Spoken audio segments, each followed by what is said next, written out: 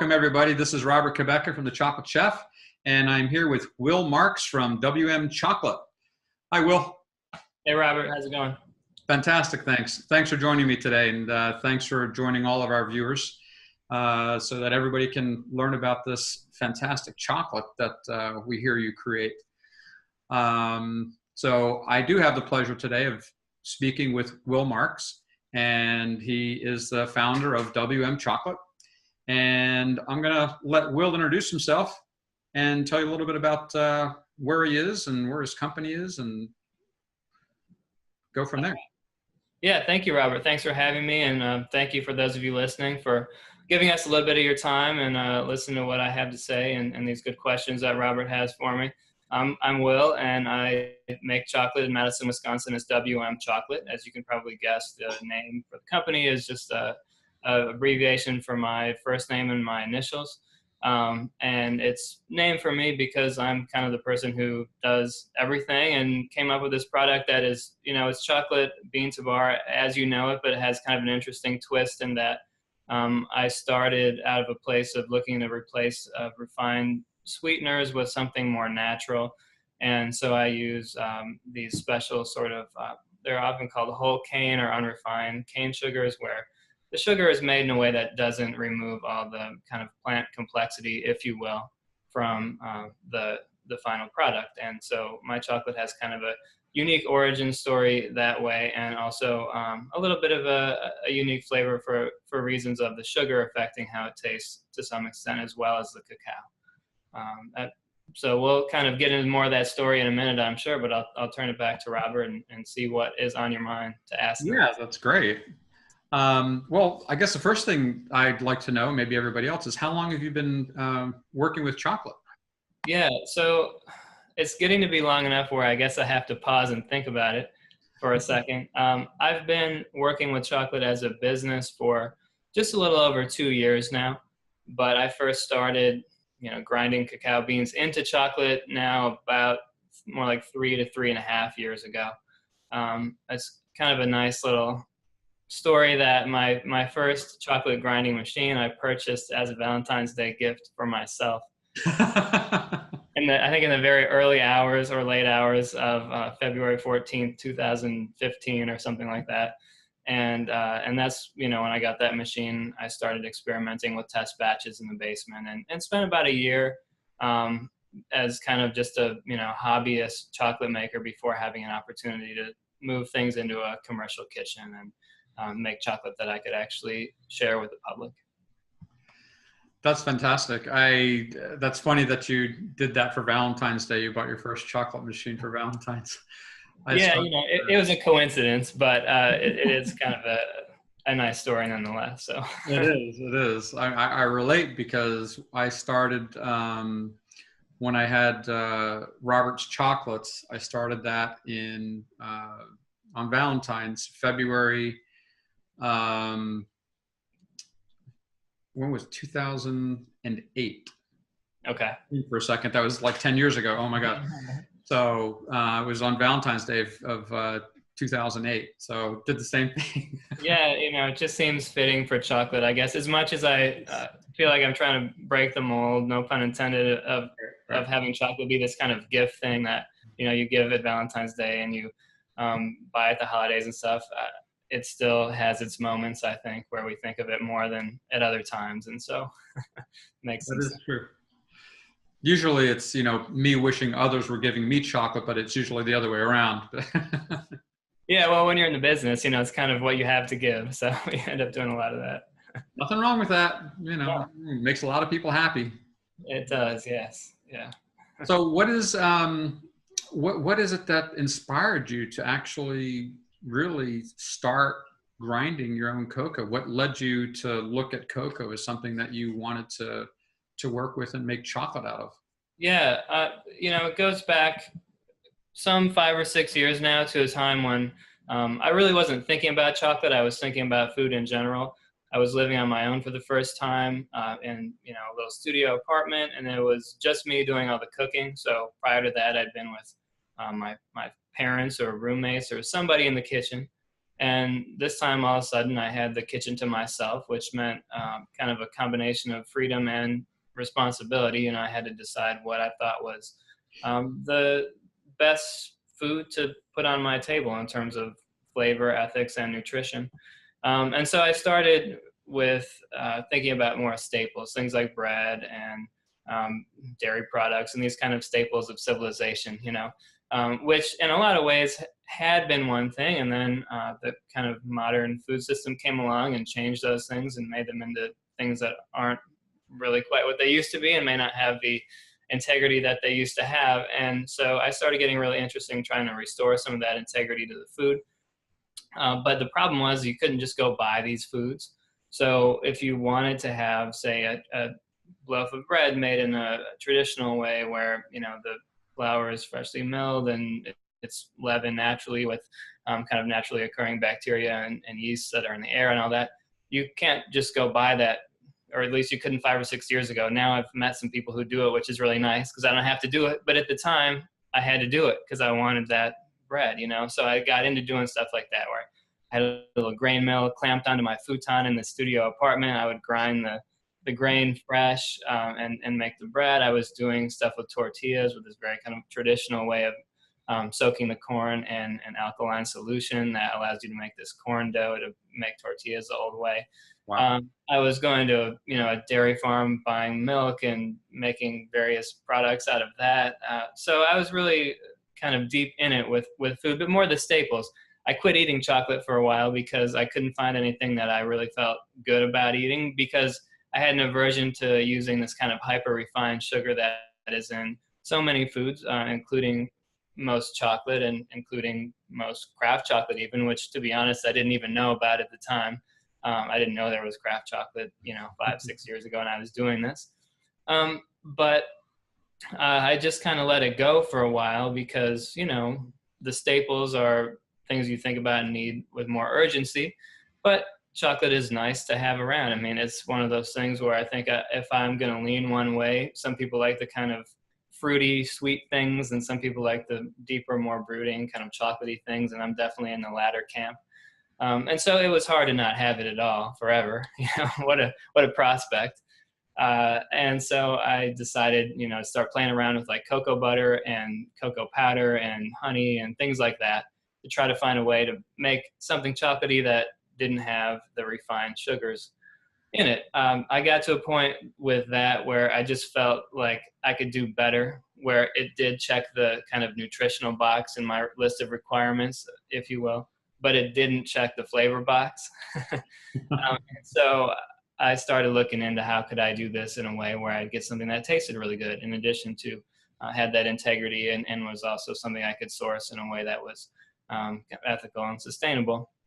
So in order to do that, I found you really had to kind of get into the bean to bar thing, start from scratch with cocoa beans, and I wanted to try this style of cane sugar that I've been using in my kitchen for other things. So it's cane juice that is simply dried out and then pulverized into a dust, kind of like how they make maple sugar, so it's not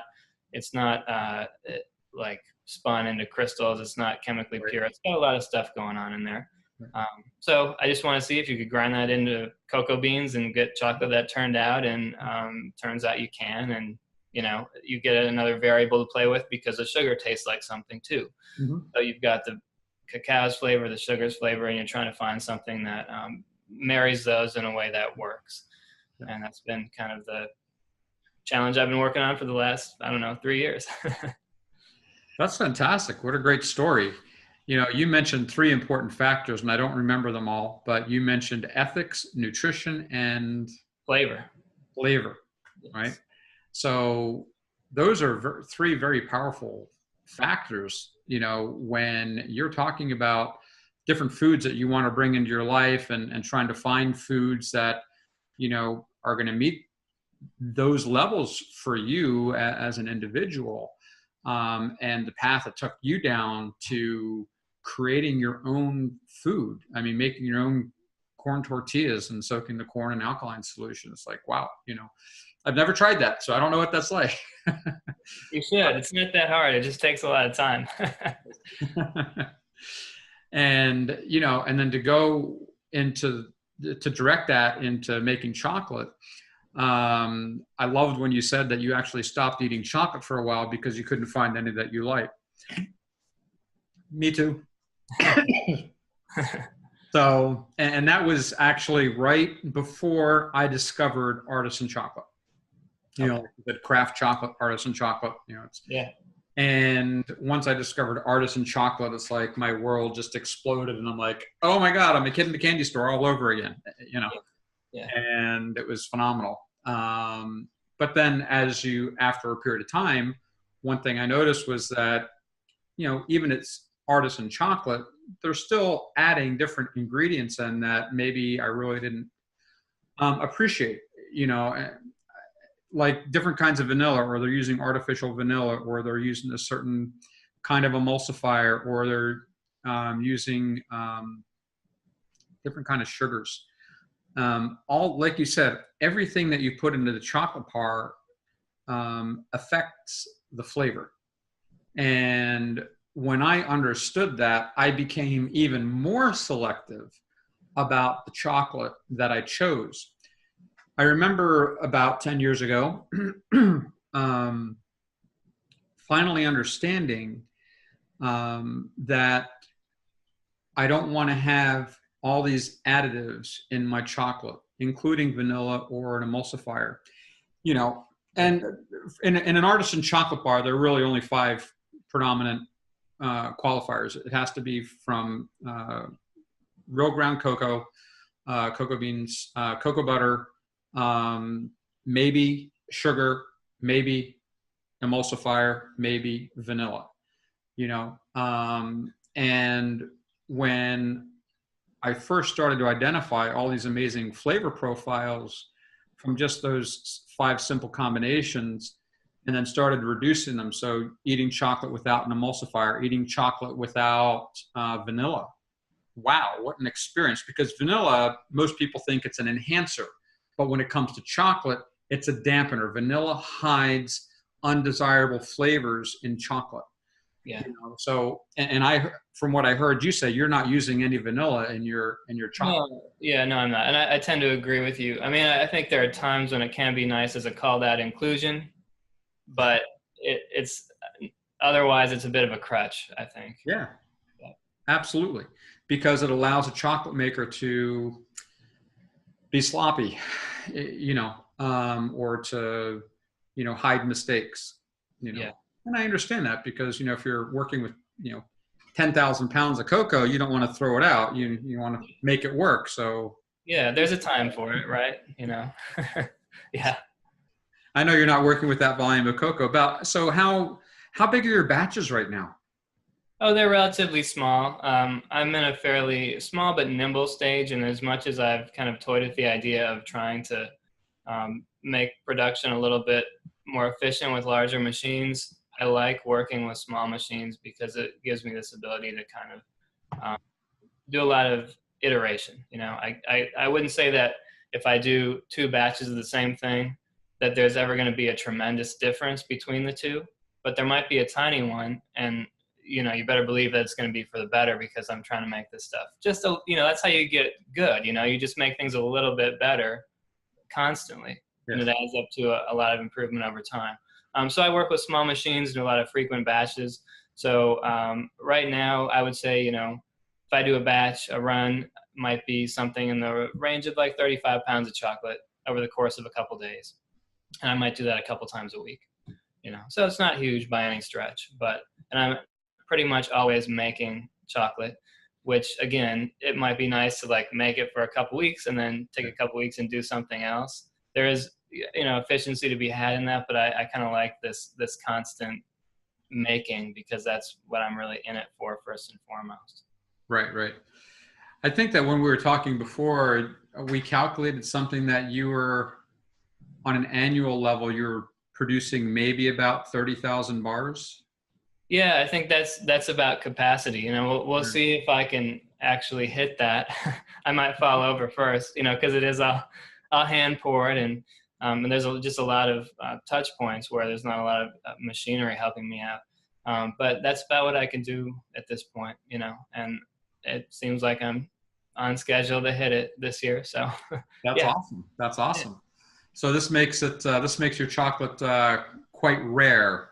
So if people want it, there's a Yeah. limited supply. So, and what Yeah. are you charging, $25 a bar to something? Yeah, I know Robert's trying to talk me into charging more for my bars, but I want people to be able to get them and, not feel like they have to part with an arm and a leg to have something really nice. And Um, what do you charge right now about? I mean, this might they, change. The price might yeah, change into now from what people actually see in the future. But right now, yeah, no promises. But no, they're about $10 a bar right now for your kind of standard size bar. I also do a mini size, which is about 6.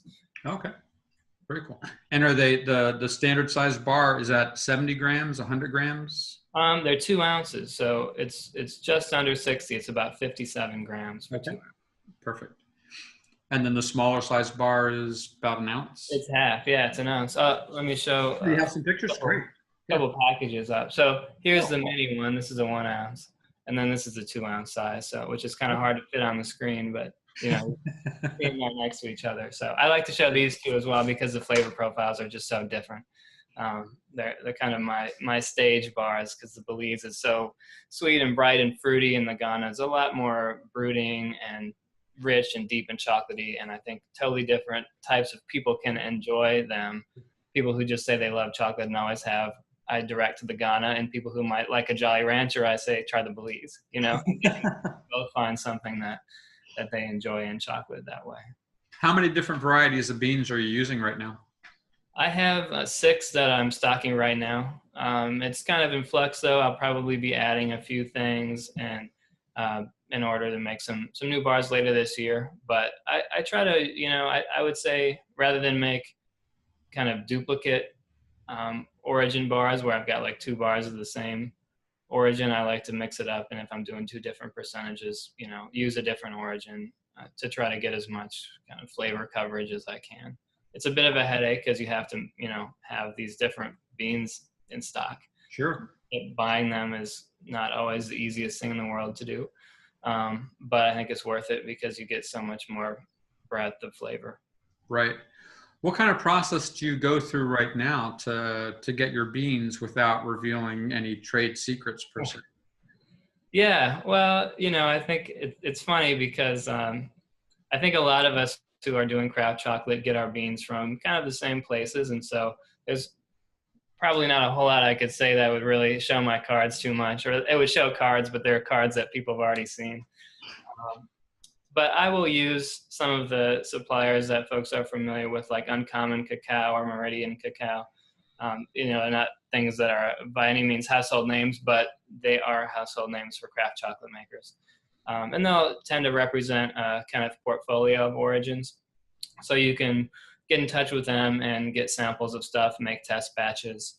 And then if you want more, say, give me X number of bags of this or whatever, and they get them to the United States. So I don't personally have to deal with the import process, which is a bit complicated.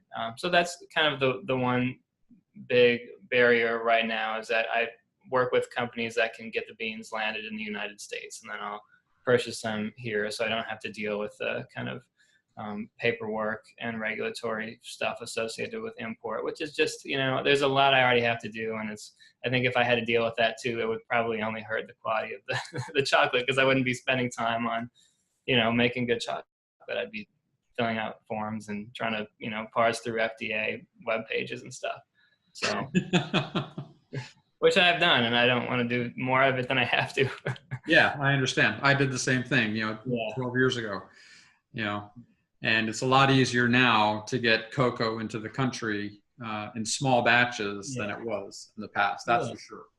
Yeah, well, and it's great because there are companies who make it available here now, even companies who kind of work with a much smaller portfolio of origins, maybe even just 1 or 2, are able to get stuff landed in the United States and then kind of have a representative here, who's able to get that stuff from the port in the United States to me without me having to do all the custom stuff. So, but really what it comes down to is getting samples of stuff I'm curious about, making test batches of it, being kind of relentless about not accepting things that I don't think are really, really, really good. You know, the thing is, there's a lot of stuff that's pretty good. It's not really that hard to make a decent chocolate bar, you know. I think in the beginning, you kind of get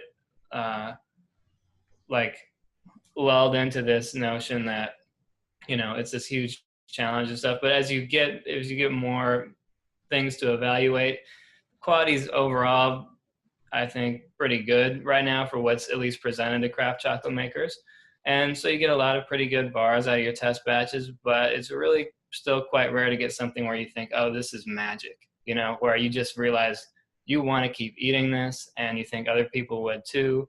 And it has character, you know, because again, you can make something very chocolatey, but that's not always as interesting as something that has a lot of kind of personality and character. So finding that kind of magic thing, you know, that takes a lot of, I mean, literally dozens, if not more, of batches will go by before you find something where, you know, it has that kind of potential. Is there a variety of cocoa bean that you've really been eager to work with that you haven't worked with yet? That's a good question. I guess I would say no.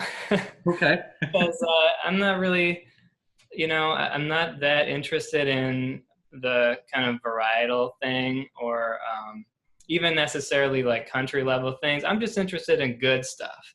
And I've found that good stuff can come from anywhere, and it can have any kind of on paper genetics behind it.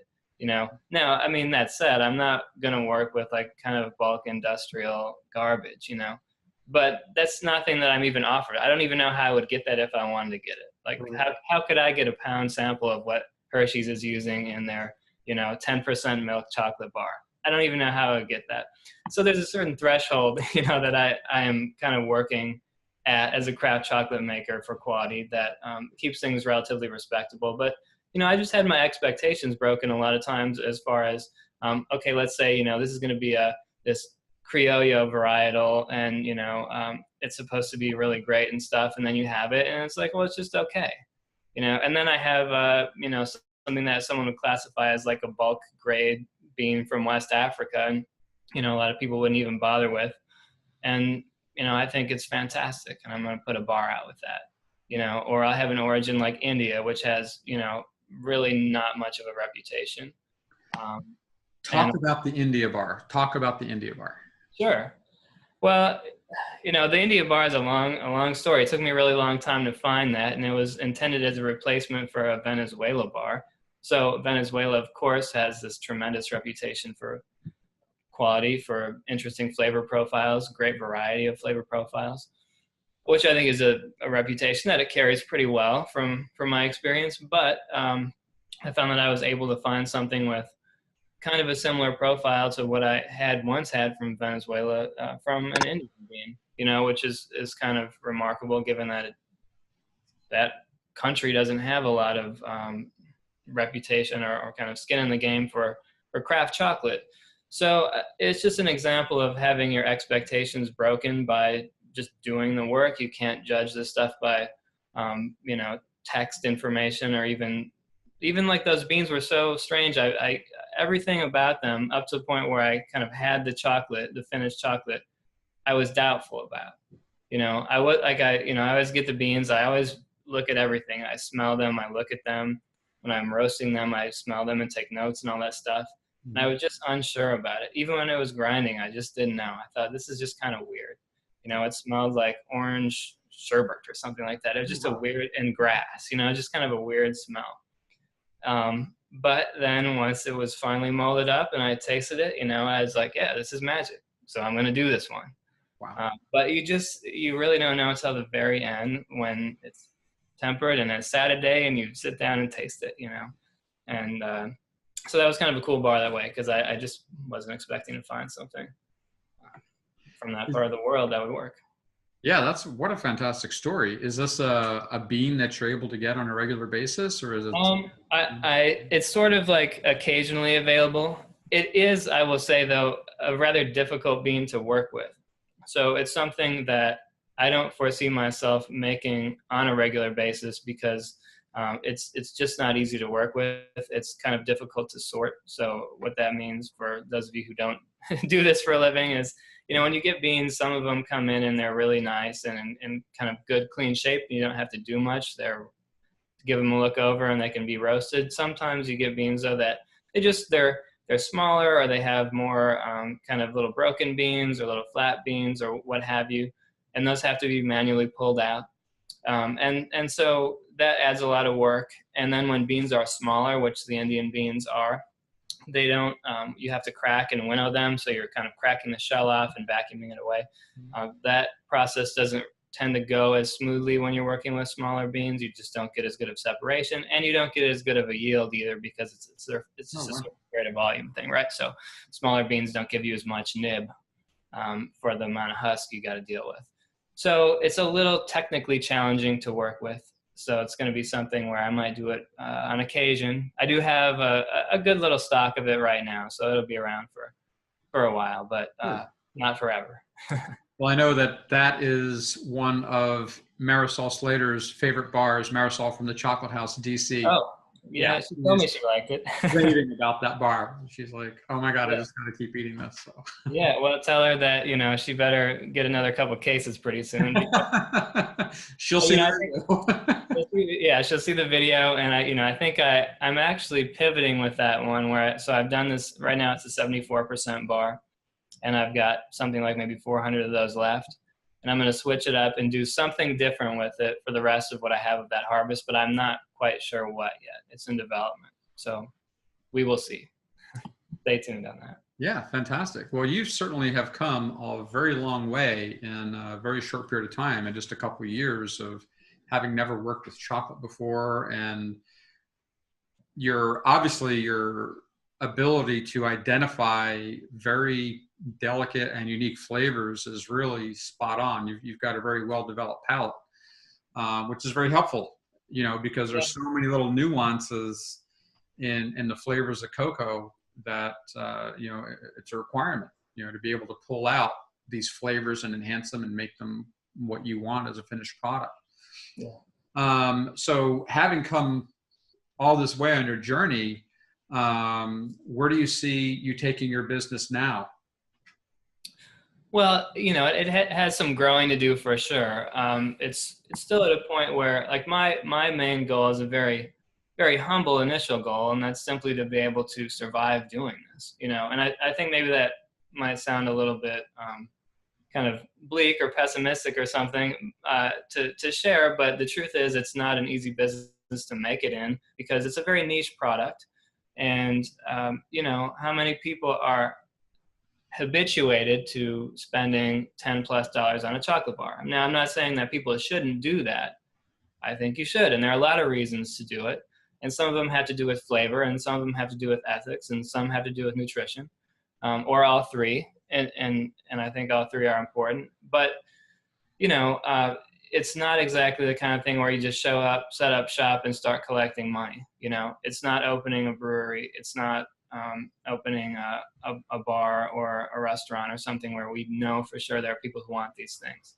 So it's kind of I think step one is just to get to a point where I've got a little bit of stability underneath me and can think about expanding out with maybe adding a little bit of help so that I can grow a little bit to a point where, it's kind of a little more comfortably churning operation where I can afford to, add more origins as I please, or do some interesting things with, I'm considering doing like some bar sets where if I find a producer of cacao I really like, maybe I offer a few things together in a bundle to showcase what they're doing. To have some flexibility to do more things like that would be really lovely. But I think it's, it's not ever going to get to, like, I don't want to become, I was going to say Hershey's, but that's not even in the same ballpark. But, even one of the larger craft chocolate makers, I'm not really interested in becoming huge. It's about quality and also keeping things kind of at a point where, not everyone is going to spend $10 on a chocolate bar again, but I would like it to not have to get to a point where it's like I'm doing $40 and $50 bars all the time and, pricing everybody out. I think it would be great to have a reputation where you could do that, but, I want it to be something that semi-regular people could eat on a semi-regular basis, you know. Yeah. I remember at the chocolate house when it was Cocoa Vine, you know, we had some chocolate bars in there that were $48, Yeah. you know, for 50 grams. Yeah. And because of the rarity of the bean, the hand processing, the flavor profile, everything that went into it, Yeah. you know, so there's a lot that goes into pricing a bar. Who buys a $48 bar of chocolate? Yeah. No one that I know. Yeah. I've never done that before. You know, because you just have to, right? What makes us so, you know, got to have it. It's very intriguing, isn't it? It's very intriguing, you know, but I understand, you know, it's interesting because in America, in the United States, we grew up for many years up until, I guess, probably the mid 70s of not having any real expensive chocolate bars. I think Cadbury inclusion bars were probably the most expensive that we were able to find at that time. And it wasn't until the mid 80s that the first craft chocolate bars, the first artisan chocolate bars started coming out, you know, and even then, you know, they were just maybe 30% higher, 40% higher price wise, because, you know, the idea of paying a lot of money for a candy bar, because everyone had equated chocolate with candy. And I think what's amazing now in 2018 is that alignment has been broken. People understand that there's difference between candy chocolate bars and artisan chocolate bars, and they're worlds apart. And that you will always, most of the time, spend more money for artisan chocolate. And for a lot of the reasons you mentioned, especially ethics, you know, the mass chocolate manufacturers don't pay a lot of attention to that. And that causes a lot of harm to individuals, to ground, to agriculture, on and on and on. You know, and artisan, as you know, chocolate, when you're paying a top dollar for those cocoa beans, a lot of that money is not going to the middleman. That money is going to the actual plantation and supporting those farmers and that farmer's family. And that's why I never have a problem paying, you know, $10, $15, $25, you know, for an artisan chocolate bar, if it deserves it, of course, you know. So that being said, we're just about out of time here. What else would you like to add? What would you like your present customers and future customers want to know about your company and your chocolate that you haven't already said? Yeah, well, you know, in some ways I wish I could have them ask me the questions, and I'd be happy to, you know, I think and maybe that's my answer, is that I am here to help. You know, I consider my role, in addition to being a chocolate maker, also being a chocolate educator. And I try to provide some amount of information and content about not just, you know, kind of what I do personally, but what people can do to enjoy their chocolate. I've written a couple of guides on my website about, for example, how to enjoy 100% dark chocolate bars, what to do with that. I get a lot of questions like that from people who may not be familiar, or what to do with really fruity chocolate, which is another one of these kind of categories that I think people are less familiar with. You know, people are used to that kind of big classic chocolatey flavor profile. You know, we grew up on that, but now you've got a lot of bars coming out, and in some ways, I run into fruity cacao more than not now. There's just so much of it out there in the craft chocolate world, but I think, you know, consumers aren't necessarily sure, like, oh, it's interesting, but what do I do with it now? So I've tried to piece together some information that in a lot of ways comes out of my own quest to answer those questions for myself, that I've put on my website so people can get some ideas for how to enjoy the chocolate. Because really, if people aren't enjoying the experience of eating it, then, you know, kind of what is the point of a lot of what I'm doing? You know, I want to make something that's interesting and delicious and all that, but I also really want people to just enjoy it and have it kind of lift them up and bring them into a better 15 or 20 minutes or hour or whatever. I get so much pleasure myself when I find good food that I really, I understand the story and appreciate how it was made. And when it tastes really good too, I think in my sort of version of if I could do anything in the world, didn't have to work, I would just kind of hang out, in a nice little house on the shores of Lake Como or something, and drink, really beautiful, well-made wine, and eat really beautiful, well-made cheese and chocolate, and, kind of relax and maybe keep a diary or something like that. And that, so I want to give people, like, through my food, an opportunity to have a little bit of that experience, Sure. at any point in the day when I open up that bar. That's awesome. That's awesome. Well, thank you so much for your time. And actually, I think you maybe gave us an opportunity or an opening in the future to do a live webinar, so we can, get, lots of people online and asking you questions that, yeah, that would be fun. That'd be cool. That would be fun. I haven't seen a lot of that done yet with chocolate makers, certainly with like musicians and other types of more popular artists, but maybe we'll get there. Maybe we have to start trying. I want to thank you so much for your time, and thank you for your passion and your love for this amazing, I don't know what to call it, this amazing chocolate. It's just, I'm glad you have so much passion for this. It's really incredible because the passion behind it allows you to create something that's really fantastic. And I look forward to talking with you again in the future. So we'll go ahead and sign off. Thank you, Will Marx from WM Chocolate, for spending time with us. And this is Robert Quebeca from The Chocolate Chef signing off. And we'll catch up with you guys soon. See ya. Thanks, Robert. See you guys.